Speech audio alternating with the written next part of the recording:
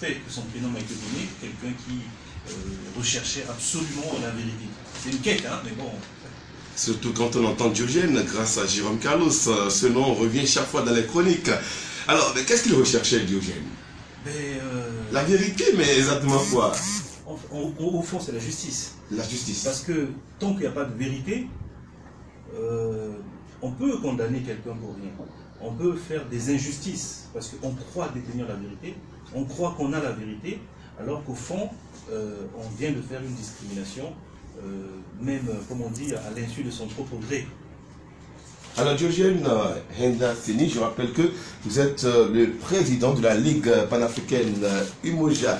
Alors on entend parler du panafricanisme, on a même connu des figures de proue comme Kwame Nkrumah, comme Patrice Lumumba. Le panafricanisme, c'est quoi en réalité? Pour faire simple, le panafricanisme, bon, certains disent doctrine, d'autres idéologie, mais en tout cas c'est une expérience historique propre aux Africains qui recouvre tous les domaines, politiques, économiques, culturels, psychologiques, spirituels. En tout cas c'est, on va dire, une démarche politique sans se fermer aux autres, mais qui est le fruit de notre propre expérience historique, donc qui propose des solutions à tous nos problèmes. On a beau prendre n'importe quelle idéologie qu'on a appliquée en Afrique, elles peuvent avoir leur mérite par ailleurs, mais une idéologie qui ignore votre expérience historique, une idéologie qui ignore votre expérience contemporaine, ça ne peut pas donner des bonnes solutions. On a vu les expériences qu'on a fait en Afrique, on peut aujourd'hui se rendre compte que tous ces échecs relèvent du fait qu'on a ignoré le panafricanisme tel que Nkrumah l'a voulu, Patrice Lumumba, évidemment Cheikh Anta Diop, Sankara et ainsi de suite. Le panafricanisme est plus que jamais d'actualité, sa date d'expiration arrivera le jour où les Africains auront recouvré complètement leur souveraineté dans ce bas monde. Professeur, panafricanisme et émancipation de l'Afrique, les deux notions sont-elles liées? Liées, en tout cas, ça se confond d'ailleurs. Le panafricanisme, on peut le résumer à notre souveraineté. C'est la recherche de notre souveraineté. Nous sommes un peuple qui a perdu sa souveraineté pendant des siècles. Bon, oublions les Africains.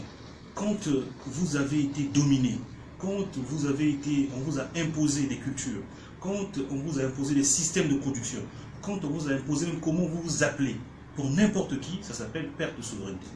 Et donc si nous avons un bien le plus cher que tout homme qui veut du bien de l'Afrique devrait rechercher, c'est la souveraineté. Ça devait se résumer à ça. Et comment expliquez-vous que l'Afrique soit surendettée malgré les richesses dont regorge le continent? Le surendettement de l'Afrique est une logique, est un résultat logique. Dans les années 60, on a fait le choix de l'alignement envers les anciennes puissances coloniales. On a combattu les panafricanistes de la manière la plus féroce. Lumumba a été mis dans de l'acide, il faut quand même le rappeler.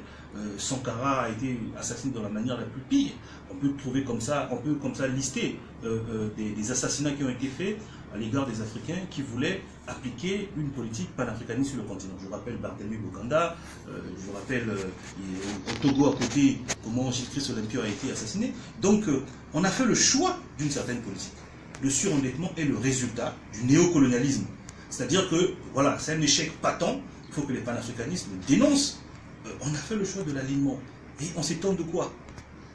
Alors, d'ailleurs, on peut même se demander, où est la surprise?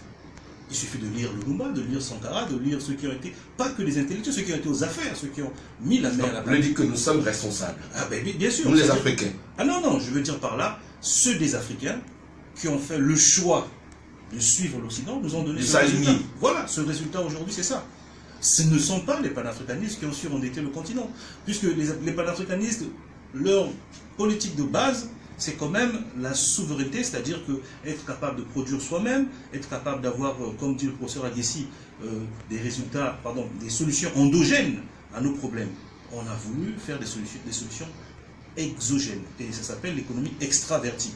Nous avons poursuivi le système colonial d'une manière ou d'une autre. Nous sommes restés des pourvoyeurs de matières premières pour les industries des autres. La Côte d'Ivoire fait toujours du cacao comme à l'époque coloniale. Le Congo, c'est le pétrole. Tel pays, c'est le coton, ainsi de suite. Donc nous sommes des pourvoyeurs gratuits, en tout cas à bon marché, pour l'industrie des autres. Nous travaillons pour les autres. Professeur Henda, comment sortir de cet état? Mais pour sortir de cet état, déjà, il faut reconnaître cet échec. il y a un échec patent. Ne poursuivons pas, on continue à faire revenir ici le FMI et la Banque mondiale pour nous proposer des mêmes politiques depuis les années 60. Ces politiques ont échoué. Ça, c'est déjà le premier constat. Deuxième constat, les Africains se ressaisissent. Le panafricanisme n'est pas contre les Africains. Le panafricanisme, c'est pour que les Africains se retrouvent et trouvent des solutions à leurs problèmes. Il faudrait ne plus mettre sur le dos des populations des endettements massifs qui n'ont pas permis leur développement. Je comprendrais que ces endettements aient permis de construire des hôpitaux au standing, que les Africains soient soignés de la manière la plus extraordinaire, que les Africains aient des systèmes de transport, des systèmes de défense, une armée digne, parce qu'on a été surendetté. Oui, on va payer, mais c'est une double peine pour les populations, à qui profiter des milliards de Mobutu. Mobutu s'en va avec 8 milliards de richesses personnelles sur les 12 milliards de dollars de dette du Zaïre, et ce sont les Zaïrois qui ont été victimes pendant 30 ans de son régime qui doivent payer la dette. Mais qui sont les créanciers véreux? Dans cette affaire, qui sont les créanciers? À vous écouter, donc il faut refuser l'aide extérieure, c'est ça? Non, en tout cas, fondamentalement, c'est une question éminemment politique. La question de la dette, ce n'est pas une question de discuter avec les fonctionnaires du FMI. Il faut faire le débat public, il faut faire le dit de la dette, il faut expliquer, on prend dette après dette, qui sont les créanciers, ça servi à quoi, et ainsi de suite. Mais quand on n'a pas les moyens, on est obligé de recourir à l'autre. Eh bien non, on a fait le choix de recourir à l'autre. Est-ce qu'on a les moyens en Afrique? Écoutez, est-ce que les jeunes qui meurent dans les embarcations de fortune sont-ils incapables de faire, ces jeunes-là, si on expliquait à ces jeunes de mourir dans les mers, battez-vous pour avoir des politiques dignes de ce nom. Ils peuvent supporter des systèmes difficiles dans un premier temps, pour pouvoir avoir la liberté après. Est-ce qu'on les a mis au travail? Est-ce qu'on a éduqué les jeunes? Est-ce qu'on les a formés? Est-ce qu'on a expliqué le sens même du système économique qui les assaille depuis 50 ans? On n'a pas fait tout ça. Donc nous avons aujourd'hui une population, si on les forme, je suis certain, sûr et certain, qu'on ne prendra pas une embarcation de fortune dont le résultat c'est la mort à 90%, plutôt que de se battre dans un champ, dans une entreprise, dans une industrie, pour faire développer l'Afrique. Alors justement, parlant de l'immigration, professeur Diogène Henda Zeni, je rappelle que vous êtes le président de la Ligue panafricaine Umoja. Alors aujourd'hui, beaucoup d'Africains, beaucoup de jeunes fuient leur pays pour des aventures en Occident ou en Amérique. Certains meurent, comme vous l'avez si bien dit, en pleine mer ou en pleine route. Quelle solution contre l'immigration des jeunes? En tout cas, si le néocolonialisme avait aujourd'hui un crime dont on ne peut jamais s'en remettre, c'est d'avoir détourné la jeunesse africaine de ses responsabilités, d'avoir détourné la jeunesse africaine de sa place, parce que la place de la jeunesse africaine, c'est en Afrique. C'est en Afrique pour développer l'Afrique. L'Afrique est un grand chantier. Et alors il faut désenclaver l'Afrique. Ça demande des travaux peut-être même pour 100 ans. L'Afrique est un chantier ouvert. Or, cette politique, ces choix qui ont été faits par des hommes, et je cite les noms, comme les Houphouët-Boigny, comme les Mobutu, tous ces gens-là, aujourd'hui, c'est le désastre, c'est une tragédie brutale que la jeunesse, pour laquelle les pays ont besoin pour la construction, se détourne pour aller mourir dans les embarcations de fortune. Et nous ne pouvons que être malheureux face à cette situation. C'est pourquoi nous disons à la jeunesse africaine, sois debout. Jeunesse africaine, ressaisis-toi, prends tes responsabilités. Chaque génération, comme disait évidemment Frantz Fanon, doit, dans une relative opacité, je le cite, découvrir sa mission, la trahir ou la remplir. Jeunesse africaine, au lieu de mourir dans les embarcations de fortune, fais ta révolution.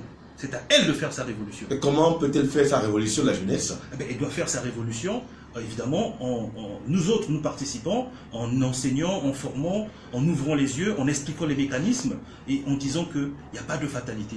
Il n'y a pas de fatalité. Vous pensez que l'Africain est capable? L'Africain est capable. Je vous prends un exemple. Vous savez ce qu'on appelle les nègres marrons. Les nègres marrons, ce sont des Africains qui ont, dans les plantations, notamment en Jamaïque, face à l'esclavagisme espagnol et puis britannique, qui ont décidé de prendre leur liberté en combattant évidemment les forces de défense des esclavagistes et se sont retirés dans les montagnes. Ils ont formé là-bas des villages africains libres, des territoires libres pendant 150 ans, les nègres marrons. Et ces nègres marrons ont été les Africains les plus martiaux que les esclavagistes mettaient dans les plantations, d'abord captifs, rasés en Afrique, amenés là-bas. Dans des situations concentrationnaires les plus terribles. Les Africains ont réussi dans ces zones, ce n'est qu'un exemple, hein, il y a eu beaucoup de résistance, les Africains ont réussi à prendre leur liberté. 150 ans de liberté, c'est des villages africains qu'on appelle les nègres marrons, qui se trouvent dans les montagnes en Jamaïque, et qui non seulement ont pris leur liberté, qui revenaient encore dans les plantations pour harceler, pour que les autres frères et sœurs qui étaient dans les plantations soient libres. Il faut que nous puissions nous inspirer de ces exemples-là. Évidemment, il y a des Steve Biko, il y a des figures comme, comment on appelle ça, comme Kwame Nkrumah, tout ça. Il faut nous inspirer de toutes ces figures-là pour que la jeunesse reprenne confiance, qu'elle ne soit plus comme ça habitée par le désespoir, la désespérance, parce qu'elle peut faire sa révolution. Professeur, ces jeunes vous diront qu'ils sont à la recherche du mieux-être, du boulot. Mais le mieux-être, quand un peuple a été opprimé, comme nos ancêtres, nos anciens pendant la colonisation, ils se sont révoltés. L'histoire est là, il faut s'inspirer de l'histoire. Si on quitte le territoire pour aller ailleurs, évidemment c'est difficile. Je ne suis pas en train de dire que les régimes qui les mettent, il n'y a rien de plus. Ils représentent 2/3 du continent aujourd'hui, de la population. Donc c'est une force. Il faut dire à la jeunesse qu'elle est une force. Et d'ailleurs, on a vu, les jeunes, quand ils sont mobilisés dans certains pays africains, les régimes sont tombés. Donc, au lieu de rester dans les situations de société civile, non, il faut que ce soit des sociétés politiques. Les Lumumba n'étaient pas plus âgés que les jeunes d'aujourd'hui qui meurent dans les embarcations de fortune. Donc, vous demandez aux jeunes de militer. De militer. De se battre. De militer, de se battre et de prendre leur avenir en main. Mais est-ce qu'il ne faut pas aussi demander aux politiques de revoir le cadre? Parce que si ces jeunes quittent le pays, si ces jeunes quittent l'Afrique, c'est parce que ça ne va pas. Mais justement, de quelle politique parle-t-on? Vous savez, Walter Rodney disait, lorsque l'on danse à Brazzaville, à Abidjan, à Yaoundé, à Cotonou, des fois la musique se joue à Paris, à Bruxelles ou encore à Londres. Nous avons une élite, une oligarchie, ce qu'on appelle des satrapes. Des gens qui dépendent de l'extérieur, qui ont leur vie à l'extérieur. Donc comment voulez-vous qu'ils fassent la révolution à la place de ceux qui souffrent? Le sous-développement se définit aussi par ça, par une oligarchie africaine qui a fait le choix de la compromission. On ne peut pas continuer à caresser tous nos sens du poil. C'est fondamental. Vous avez dit tantôt, si je dois vous paraphraser, que le sous-développement, c'est une maladie pour l'Afrique. Le sous-développement... L'Afrique a les moyens de s'en sortir. Ah, bien entendu. À partir de sa jeunesse. Fondamentalement. Fondamentalement, l'Afrique a les moyens de s'en sortir. On ne peut pas dire que l'Afrique n'a pas les moyens de s'en sortir. L'Afrique a des richesses, l'Afrique fait vivre l'économie mondiale, l'Afrique fait vivre l'économie internationale. Aujourd'hui, si vous enlevez à certains pays qui se réclament les leaders dans le monde du nucléaire, si vous leur enlevez les matières premières qu'ils extraient en Afrique de façon frauduleuse, de façon criminelle, je pense à l'uranium et autres et tout, leur puissance s'effondre. Alors, quelles leçons pour l'Afrique par rapport à l'état actuel des puissances internationales? L'état du monde aujourd'hui est clair. Nous avons connu plusieurs successions. On a eu une succession on va dire, de conflits internationaux qui se sont aujourd'hui pratiquement éteints. D'autres sont nés. Je pense par exemple à la guerre froide, qui est une guerre froide, mais dont les deux protagonistes se combattaient quand même par satellites interposés. Il y avait une course à l'armement. Ils avaient des pays satellites qu'ils utilisaient pour se combattre. Ils étaient jamais en conflit direct. Je parle des États-Unis et de l'URSS. Depuis qu'il y a eu la fin de la guerre froide, il y a eu ce qu'on appelle la fin du monde bipolaire. Il y a eu un conflit pour le continent africain, on va dire un conflit franco-américain, notamment dans le cadre de la guerre du Rwanda. On a vu les Français avec le gouvernement Habyarimana, les Américains avec les rebelles de M. Kagame, qui est aujourd'hui président de la République. Et très vite, le monde a quand même évolué encore. C'est-à-dire que la Chine est arrivée. Pour l'Afrique, on n'est plus forcément entre les Américains et les Français. Il y a aussi la donnée chinoise. Donc aujourd'hui, qu'est-ce que nous constatons? On constate quand même que le monde s'organise autour des grands ensembles. C'est-à-dire que les États-Unis, c'est un grand ensemble. Quand on parle des États-Unis, je le rappelle souvent à ceux qui oublient, on parle de 50 États au moins. Il y en a 2 de plus, mais 50 États au moins. Très forts, nucléaires, avec des universités de pointe, tout ce que vous voulez. C'est grâce à l'unité de ces États-là, ça donne cette puissance. On a l'Union européenne, qu'on le veut ou non, avec leurs problèmes. C'est une union, qu'on le veut ou non. Ils ne vont jamais se faire la guerre entre eux. Ils ont arrêté leur guerre. À l'époque, chaque 10 ans, ils se cassaient la gueule. Depuis qu'ils ont fait l'Union européenne, ils ne se cassent plus la gueule. Donc voilà. Donc ça, c'est une puissance nucléaire, technologique, tout ce que vous voulez. On a l'Inde, État-continent, puissance nucléaire, technologique, avec des ingénieurs qu'on forme à l'appel. Vous avez la Chine, État-continent. Vous avez la Russie, État-continent, qui a récupéré tout l'héritage de l'Union soviétique, notamment en termes technologiques, militaires, tout ce qu'on veut. Je peux continuer comme ça. Et l'Afrique. Et de quel point peut peser aujourd'hui l'Union africaine? Et justement, dans tout ça. Donc, l'Afrique, l'état actuel de l'Afrique, ce sont des États qui définissent leur propre politique. L'Union africaine n'a pas les moyens politiques. L'Union africaine n'est pas une organisation politique. La Ligue panafricaine Umoja n'est pas d'accord avec la façon dont l'Union africaine se conduit en particulier, puisqu'il continue de faire ce qu'on appelle le syndicat des chefs d'État. Le syndicat des chefs d'État. C'est-à-dire que les chefs d'État qui vont défendre, qui vont se battre à l'Union africaine, ils défendent leur pouvoir et non pas leur pays. C'est différent. L'intérêt du pouvoir n'est pas forcément l'intérêt du pays. Qu'est-ce que vous attendez des chefs d'État africains à faire vérité? En fait, nous voulons que les panafricanistes rejoignent le champ politique. Nous n'attendons, mais en tout cas, rien de nos chefs d'État, puisqu'on sait pourquoi ils sont là. Ce pourquoi ils sont là. Nous disons aux panafricanistes de ne plus rester en marge, il faut rejoindre le champ politique. Kwame Nkrumah a été dans le champ politique. Lumumba est dans le champ politique. Le panafricanisme n'est pas une idéologie que de protestation, c'est une idéologie de responsabilité. Les panafricanistes doivent arrêter de penser qu'ils ont la solution imaginaire, et comme quoi non, il faut qu'ils fassent leurs preuves, comme maire, comme député, qu'ils confrontent les solutions panafricanistes. Le panafricanisme va se nourrir aussi de cette confrontation entre la théorie et la praxis. Or, aujourd'hui, le panafricanisme fait beaucoup de théories. Parce que, ça s'explique, hein, ils ont été quand même, comment on appelle ça, rejetés du champ politique de la façon la plus brutale. Il faut travailler à ce que les panafricanistes reviennent pour que les thématiques du panafricanisme soient débattues lors des élections, soient débattues pendant les campagnes, qu'on problématise un peu plus les problèmes, enfin les choses, plutôt que d'être sur les élections sur des personnes, des élections législatives où deux personnes se battent, mais quand on regarde derrière, il n'y a pas de différence politique. Vous avez des pays qui ont 200 partis politiques, 300 partis politiques, comment on appelle ça, leur idéologie est presque la même, démocratie, ceci, mais enfin, il n'y a pas d'idéologie, il n'y a rien. Mais rassemblez-vous, soyez le même parti. Pourquoi tant de partis, alors qu'ils sont tous pour la démocratie pluraliste, et ainsi de suite. Vous voulez dire que c'est l'union qui fait la force? C'est l'union qui fait la force, mais surtout, il faut mettre de l'idéologie dans la politique, pour éviter de faire des combats politiques sur des personnes et sur des tribus. C'est très important. Alors, que fait la Ligue panafricaine Umoja pour l'éveil d'une conscience africaine? Mais écoutez, l'exemple est là. Nous sommes au Bénin. Nous avons ouvert notre premier siège politique, physique au Bénin. Nous avons des sections dans plusieurs pays africains. Nous faisons de la formation pour que les militants de la Ligue panafricaine Umoja soient dotés des éléments de travail les plus, on va dire, les plus élevés. Et faire une autre politique. C'est déjà ça le rôle d'une organisation. Une autre politique, c'est quoi? Mais une autre politique, c'est déjà de mettre les questions dont on a parlé tout à l'heure, la question des jeunes au centre des préoccupations politiques. Et regardez, les images honteuses où on voit des cadavres de nos jeunes sur le bord des mers. Mais ça aurait pu faire des crises dans des parlements africains. Qu'est-ce qui ne va pas? Nous sommes si insensibles. Ça aurait pu créer d'urgence le même soir une réunion de l'Union africaine. Mais les chefs d'État africains payent même pour être dans les réunions sur le climat, alors que leurs enfants meurent dans les malheureusement de fortune. C'est pourquoi nous disons qu'il faut que d'autres voix, d'autres idées rentrent dans les parlements pour secouer ces parlements. Ces parlements devaient être tous les jours des lieux de débat où le feu devait être tous les jours, parce que les problèmes sont là tous les jours. Vous avez des parlementaires qui sont là, qui sont tranquilles. Il y a un problème dans ce continent. Il faut qu'on bouge nos instances de décision, nos instances de gouvernance.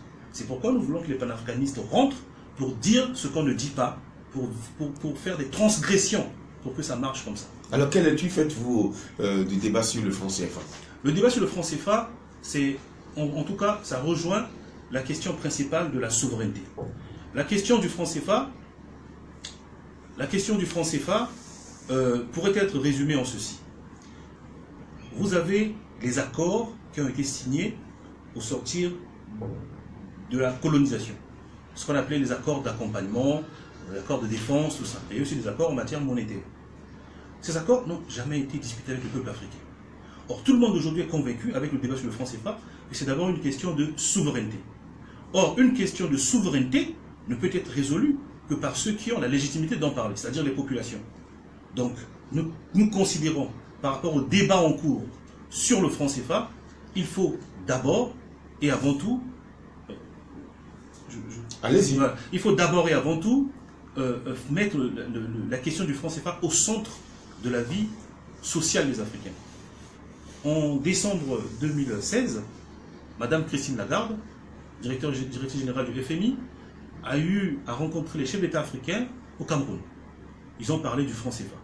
Ces chefs d'État sont rentrés chez eux, pas de débat national. Le franc CFA se discute en catimini entre les chefs d'État et des organismes internationaux sur le dos des Africains. On vient d'apprendre qu'il y a quelques jours, ici en Afrique de l'Ouest, notamment au Ghana, les chefs d'État se sont rassemblés pour parler du franc CFA. Mais où sont les débats sur la place publique? Si on dit que c'est une question de souveraineté, n'engagez pas les pays dans des systèmes où les populations, les peuples ne sont pas, on va dire, sollicités.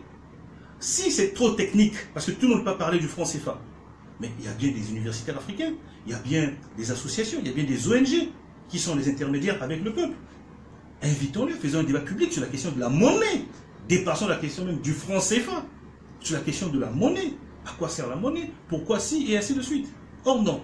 Or, rendons hommage quand même aux intellectuels africains. Si aujourd'hui, la question du franc CFA est débattue comme c'est débattu aujourd'hui, entre ceux qui crient un peu plus fort dans les médias parce qu'on estime que c'est eux qui en parlent, il faut d'abord rendre hommage à ceux qui ont fait les premiers travaux et qui ont de fois payé de leur carrière académique et professionnelle. Je pense à Tudian Pomi, le Camerounais, mais un peu plus loin encore, au CNDFANA. Et d'autres ont suivi. Mais il y a des gens dont on ne parle pas. Beaucoup d'Africains économistes ont perdu leur place dans les universités, dans leur département d'économie, parce qu'ils ont voulu perdre du franc CFA pendant des années. Ces gens-là, on n'en parle pas. Et c'est parce que eux, ils ont fait le travail de vulgarisation. Ils ont fait le travail de rendre la question du franc CFA compréhensible par le plus grand nombre. Évidemment, il faut rendre hommage à tous ceux qui en parlent aujourd'hui. Mais on ne peut pas faire ce qu'on fait aujourd'hui sans cela. Et donc, ça veut dire qu'il y a une compétence africaine qui a poussé aujourd'hui à poser la question du franc CFA. Et que les chefs d'État africains, encore une fois, si on pouvait faire confiance à la compétence africaine, qu'ils n'aillent pas débat de ces questions entre eux, qu'ils le mettent sur la place publique, qu'on le débat dans les universités, dans les associations, qu'on en parle. Parce que ce n'est pas question que d'une monnaie, le franc CFA. Là, maintenant, on parle du Ghana, on parle du Nigeria. Ça veut dire que ça dépasse le franc CFA. Il faut en faire un débat public. Un débat, disons, sous-régional. Sous-régional, continental, pourquoi pas, puisqu'on a l'Union africaine. Si l'Union africaine pouvait jouer au moins son rôle. Vous voyez, je suis même un peu paradoxal. Je ne crois pas à l'Union africaine. La finalité sera quoi? Mais la finalité serait que les Africains d'abord comprennent à quoi, aujourd'hui, dans un monde moderne, contemporain, peut servir une monnaie. Elle ne règle pas tout, mais ça ouvre les champs de certaines possibilités en matière économique. Vous voyez, quand même, dans le monde francophone, là où on utilise le franc CFA, en particulier, hein, la zone franc, il n'y a par exemple pas de politique de crédit. Est-ce qu'on peut faire l'économie moderne aujourd'hui sans utiliser le crédit? On ne dit pas que le crédit va tout résoudre, mais le crédit peut résoudre beaucoup de problèmes.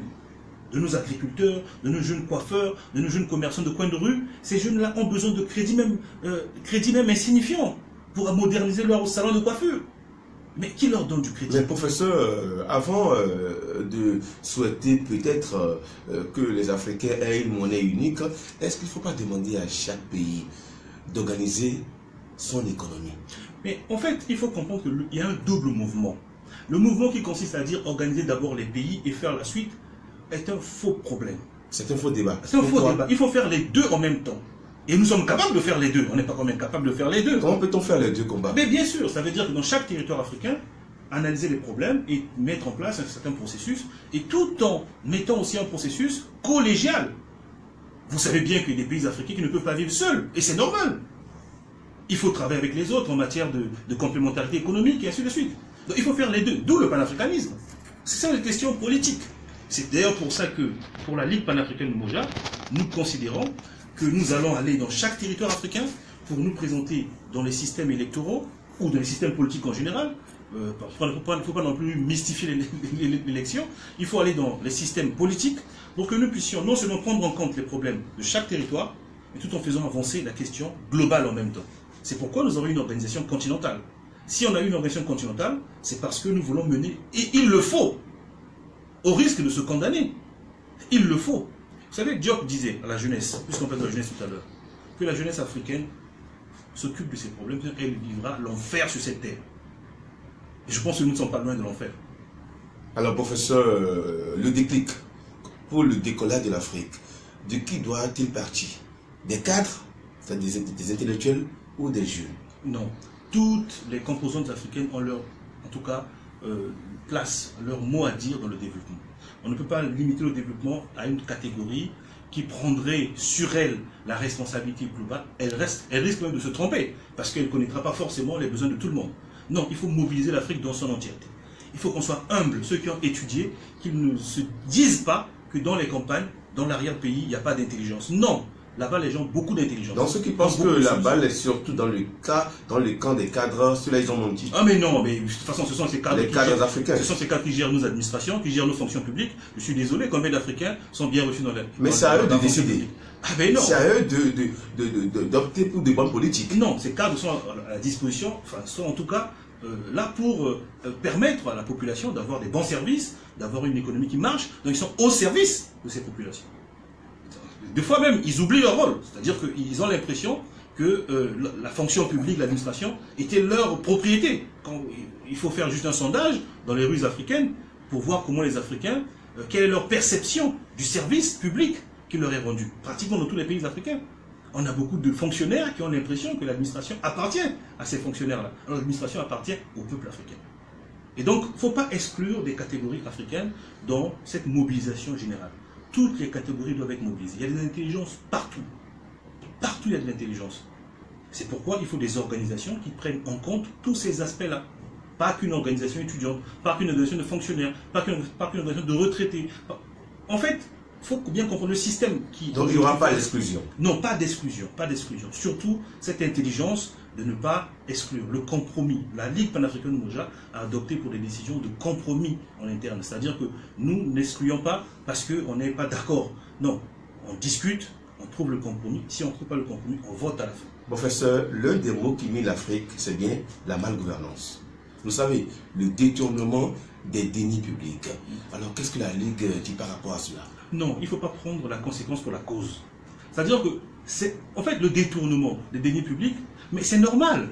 En quoi c'est normal? Mais c'est normal dans des sociétés qui ne sont pas éduquées, qui ne sont pas formées. Comment voulez-vous que... Les gens diront que vous faites l'apologie du mal. Mais non, pas du tout, pas du tout. En fait, il y a le détournement en Europe, le détournement aux États-Unis, même au FMI et à la Banque mondiale. Non, lorsqu'on parle de la lutte contre la corruption, vous ne vous comprenez pas, vous ne voyez pas le sens. Non, il faut parler d'abord de la cause principale. Qu'est-ce qui fait qu'il y a la lutte? Qu'est-ce qui fait qu'il y a la corruption? Qu'est-ce qui fait que ainsi de suite? On va pas... Donc, il faut agir sur la cause. Il faut agir sur la cause. Et comment? La cause, c'est que de la même manière que la population est aliénée, de la même manière vous avez des fonctionnaires qui sont aussi aliénés et qui surtout n'ont pas d'exemplarité. C'est-à-dire que ces fonctionnaires font aussi par mimétisme. Je ne suis pas en train de faire l'apologie du vol ou bien de la corruption. Quand vous faites la corruption, vous êtes fonctionnaire en l'état actuel des choses, parce que votre ministre est voleur, parce que votre directeur général est voleur, vous êtes vous-même voleur. On n'est pas voleur parce que l'autre est voleur. On n'est pas tribaliste parce que quelqu'un est tribaliste. On est tribaliste avant tout. Donc ça c'est clair. C'est-à-dire que, après, nous quand on analyse de façon globale, il ne faut pas voir la corruption comme la cause. La corruption c'est la conséquence. Est-ce que à la base, donc il faut agir sur les racines. Sur les racines, sur les systèmes. Comment sont formés nos fonctionnaires? Quel est le patriotisme qu'on met dans le cadre de leur formation? Vous avez des États dans ce monde moderne aujourd'hui qui ont des corps de fonctionnaires qui sont presque formatés. Regardez autour de nous. Donc il faudrait se demander comment nous formons nos fonctionnaires. Quelles sont les mesures de contrôle dans la fonction publique? Et ainsi de suite. C'est comme si vous parlez, comme certains qui disent, il faut prévenir la corruption. Mais bien sûr, c'est-à-dire qu'il y aura toujours la corruption. Il ne faut pas non plus se mentir. Mais il faut des mécanismes faire de telle manière qu'on puisse réduire son effet et son impact sur les populations. Nous parlons des hommes et des femmes. Nous parlons de l'être humain. L'être humain peut être tenté dans n'importe quel système. Ça c'est clair. Par contre, de façon massive, comme c'est devenu un système, il faut agir sur la cause et non pas sur les effets, parce que ça ne résout rien. C'est pas parce que vous mettez des pancartes des banderoles dans les murs de l'administration. Lutte contre la corruption. Mais non, c'est pas ça. Il faut et certains ont tendance à confondre ça avec une chasse aux sorcières dans nos pays africains. On pense que c'est peut-être pour empêcher l'autre de parler. Mais c'est là aussi où il y a le problème. C'est-à-dire quand on veut combattre à la racine ces problèmes-là, il faut aussi de la pédagogie, il faut de la méthode, il faut de l'explication. Le droit n'a pas que pour fonction de faire mal, c'est aussi une fonction éducative. Donc il faut bien expliquer ces choses-là pour que certains ne puissent pas prendre ça pour de la chasse aux sorcières. Et puis il ne faut pas faire de la généralisation, de l'amalgame. Quand on fait de la généralité de l'amalgame, effectivement ça conduit à ces incompréhensions, alors même que c'est fait pour le bien des populations. Merci professeur Diogène. Restez avec nous parce que les amis auditeurs veulent intervenir dans cette émission décryptage au 21 33 52 25. Le thème de cette émission, le devenir de l'Afrique, l'avenir de l'Afrique et les Africains. Selon le professeur Henda, en tout cas, l'Afrique est capable. Les Africains sont capables. Il faut une pédagogie en matière de lutte contre la corruption. 21 33 52 25 ou 95 22 77 36. Et bonjour, chers intervenants. Bonjour à vous. Professeur, vous allez mettre votre casque, s'il vous plaît. Merci. Alors, Sébastien Yavasso, nous vous écoutons. Voilà. Bonjour, mon frère, Sébastien.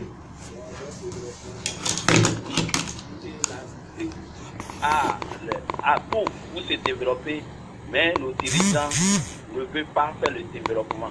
L'Afrique ne peut pas aujourd'hui définir les plans politiques. Normalement, le panafricain, le panafricanisme qui doit nous aider à développer le pays.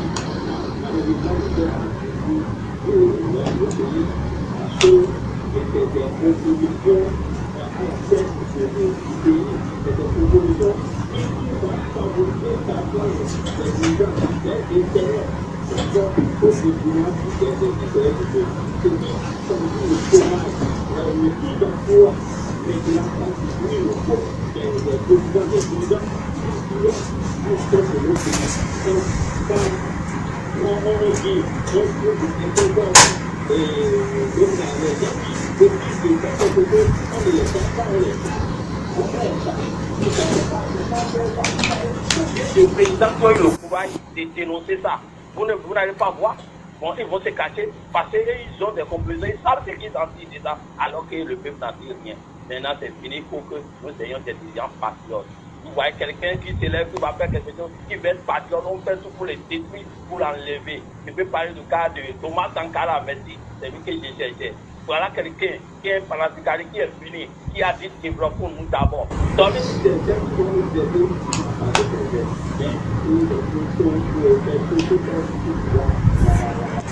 Ok.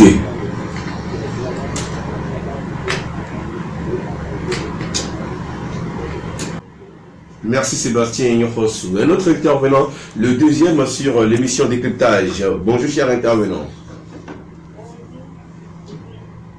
Bonjour cher ami. Zachary Egoleti, nous vous écoutons. Oui. Bravo à tous les... On dit bravo professeur. Henda. Merci beaucoup mon frère. Merci mon frère. Bravo à vous. Tellement vous m'aviez lu hier. Depuis la rentrée, m'a lu hier. Votre combat, c'est mon combat. C'est le combat de tous les peuples et de l'Afrique. Les soleils de l'indépendance ont suivi les soleils de la politique. Avons-nous fait ce que nous sommes en train de faire aujourd'hui? Quel choix faisons-nous pour le peuple? Quelle ambition développons-nous? Monsieur le député, vous n'êtes pas sans savoir qu'aujourd'hui, on parle des dragons d'Asie, la Chine, l'Inde, le Japon, et que c'est la Corée du Sud. Comment sont-ils devenus aujourd'hui des dragons d'Asie?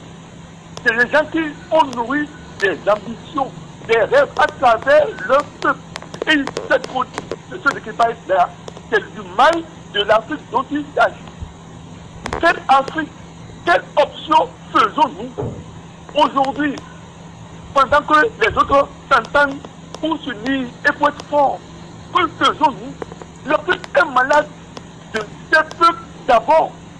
Il faut que, comme il a dit, il faut une très grande révolution. Il faut qu'on passe à l'acte. qu'il y ait de nouveaux dirigeants, une nouvelle génération de dirigeants d'Afrique soucieux de l'avenir de leur peuple. Nous avons tout en Afrique, mais ce qui fait que nous n'avançons pas, comme vous l'avez déjà dit, nous n'avons pas nous appeler sur les conséquences et les causes. Les causes. Les causes surtout. Et les causes là, c'est nos peuples d'abord et nos dirigeants. Nous avons besoin aujourd'hui d'une nouvelle race, d'une nouvelle génération de dirigeants, de peuples capables de prendre en charge leur destinée et de booster en dehors tous ces dirigeants qui n'ont pas d'ambition pour le peuple. Okay. Et c'est de ça qu'il s'agit. Nous allons réussir pour qu'un jour on puisse parler des dragons d'Afrique. Parce qu'aujourd'hui, vous avez vu le Brexit. La Grande-Bretagne peine à sortir. Elle peine à sortir de l'Union européenne. Parce qu'aujourd'hui, c'est les grands ensembles. Nous avons besoin d'être d'une Afrique unie. Au lieu de chercher à nous combattre, nous devons nous unir, développer une Afrique unie, une Afrique d'intégration, et que nous cessions de nous combattre. Merci. Merci Zachary Egouneti. Nous avons besoin d'une Afrique unie. Merci à vous. Un autre intervenant, le troisième. Bonjour cher auditeur. Monsieur Willy, bonjour. Bonjour à vous. Depuis Adjo. Nous vous écoutons. Monsieur Willy, au premier abord, je voulais parler de la corruption. Vous savez qu'il a une gars qui nous lit en disant que nous acceptons le coup de si un sorcier meurt, la sorcellerie ne meurt jamais.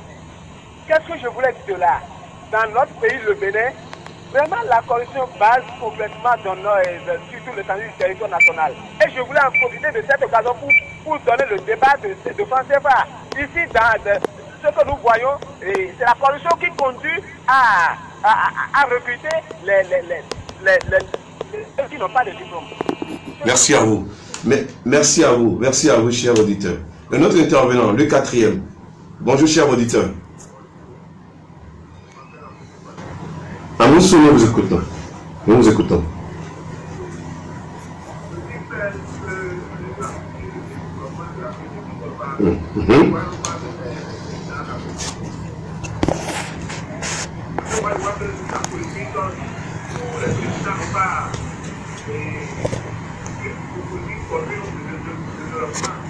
Par exemple, les pays africains qui doivent être prêts et de coopérer, travailler ensemble, être le citoyen dans la gestion. Par exemple, le développement de tous les Africains sur le territoire africain, dans ce pays, c'est donc, il faut que l'Africain vienne ailleurs, ce qui fait que nous voyons que les cadavres de l'Africain. Ok.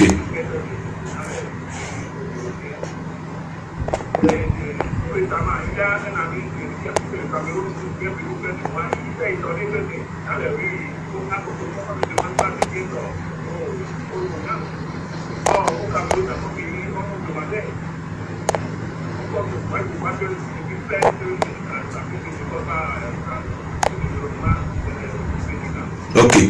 Merci, M. Amoussou. Un autre intervenant sur l'émission Décryptage. Nous sommes sur KPFM et nous recevons le professeur Henda. Bonjour, cher intervenant. Et bonjour, cher intervenant. Oui, bonjour à vous. Est-ce que vous m'entendez, auditeur en ligne? Bonjour. Oui. Vous m'entendez? Oui, maintenant ça va. Allez-y. Nickel Achali, nous vous écoutons. Oui, merci. Merci à votre invité.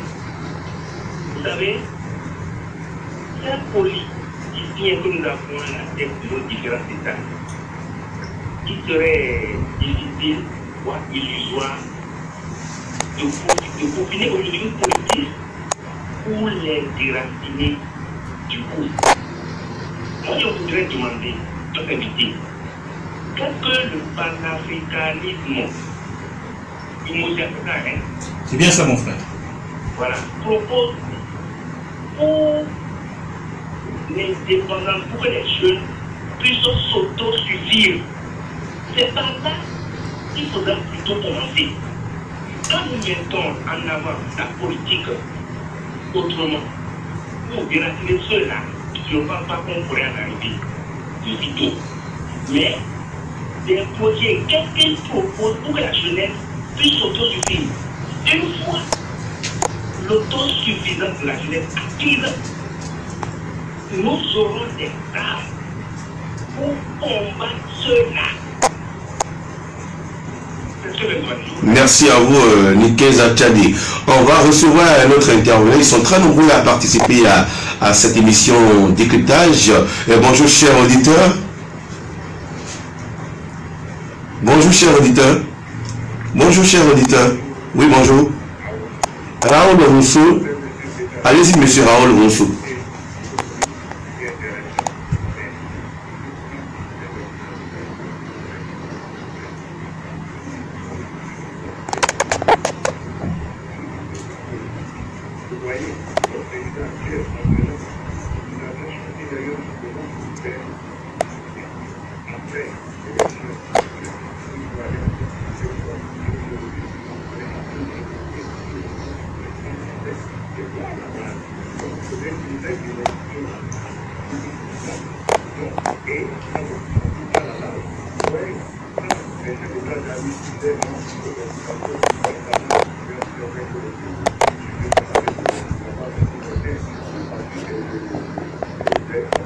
Thomas Sankara. Merci. Merci. Merci. Alors, je crois que je demande aux éditeurs de me plus appeler parce que je n'ai que 6 minutes. Alors, il y a un intervenant qui nous envoie un message à Darwin Sambo. Il dit agir sur les causes de la malgouvernance dont l'un des corollaires est la corruption de biais systémique et non combattre la corruption. Comme vous l'avez dit.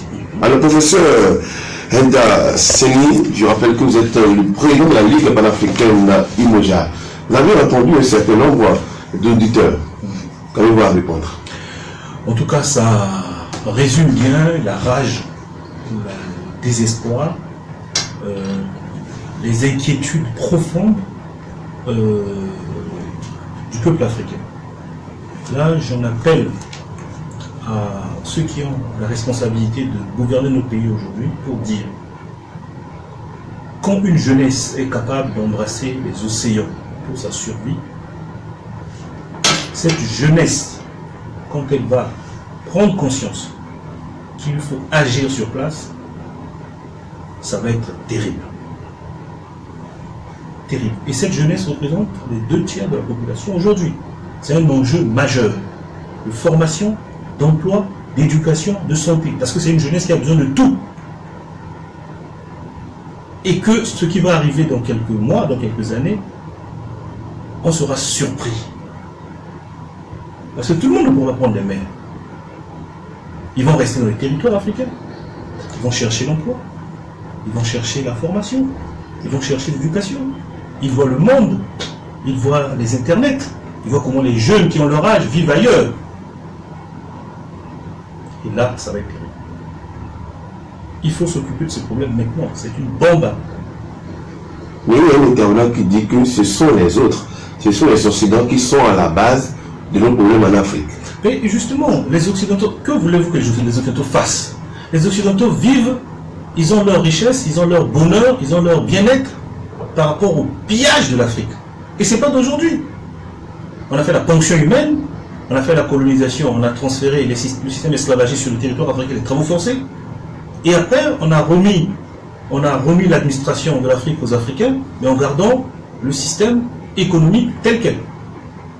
C'est-à-dire que pompage de matières premières, renflement de matières premières aux industries occidentales, et c'est ça le système d'aujourd'hui. Et donc, ils ne peuvent que faire ça. Donc je pense qu'on devrait plutôt dire qu'est-ce que nous pouvons faire pour que les Occidentaux ne trouvent plus d'Africains pour poursuivre ce système. D'où la formation. Quelqu'un disait tout à l'heure, par exemple, les dragons d'Asie. Je rappelle que nous étions à Bandung, avec les mêmes dragons d'Asie en 1955. Le compte rendu de Bandung. Tout ce qu'on dit sur le franc CFA, la monnaie, avoir sa monnaie, la coopération économique, coopération culturelle, la revalorisation culturelle, la personnalité africaine. On a dit ça à Bandung. À Bandung, nous étions avec les Chinois, avec tout le monde sud-asiatique. Il n'avait pas le même niveau de développement aujourd'hui. Il y avait Kwame Nkrumah, il y avait l'UPC. Il y avait le Maghreb à Bandung. Le monde qui était colonisé s'est rassemblé à Bandung. Le compte rendu de Bandung, il faut le lire.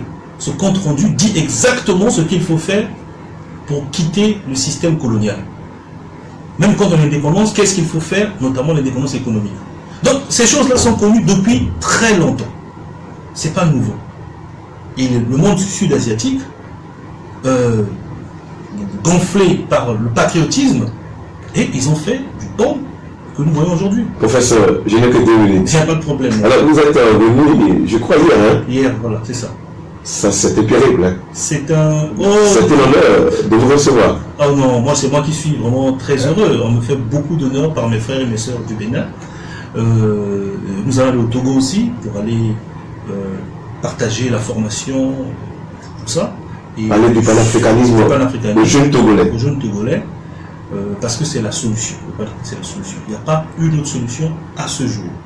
Il n'y a pas une idéologie qui prend en compte. Est-ce que vous pensez que la démocratie allemande, aujourd'hui, n'a pas tenu compte du nazisme? Est-ce que vous pensez que la démocratie française n'a pas tenu compte de la Révolution française? Est-ce que vous pensez que la démocratie américaine n'a pas tenu compte de la Révolution? Par exemple, on parle aux États-Unis des armes. Le 2e amendement, où on autorise les gens à avoir des armes. C'est dû à quoi? Au fait que les Américains étaient obligés de prendre les armes pour se défendre contre la couronne britannique. Donc toute démocratie est liée à l'histoire propre des pays. Que dit la démocratie africaine sur l'esclavage, sur la colonisation? Si nous devions avoir une seule crainte, c'est de ne plus jamais perdre notre souveraineté. Et notre démocratie devrait être centrée là-dessus. Merci. Merci, professeur Diogène Henda Seni. Vous êtes enseignant, formateur en management, gestion, droit des sociétés. Vous êtes tantôt au Congo, tantôt en France. Merci d'être passé sur Cap FM. C'était pas évident. En tout cas, merci à Roméo Aïsségui. Merci également à Chabel Zisso qui nous ont permis de vous attraper ce matin. Merci beaucoup, hein, monsieur le professeur. Et nous aurons du plaisir à vous écouter toute fois que vous êtes à côté de nous. Merci beaucoup. Merci beaucoup. En direct chez vous, Wilfried Apassou à la technique, Ludovic Tchekete, Chabel Zisso est resté avec moi avec sa caméra pour les images et le son à travers le monde entier, notamment sur la page Facebook de Cap FM. Prochain rendez-vous lundi à 8h05.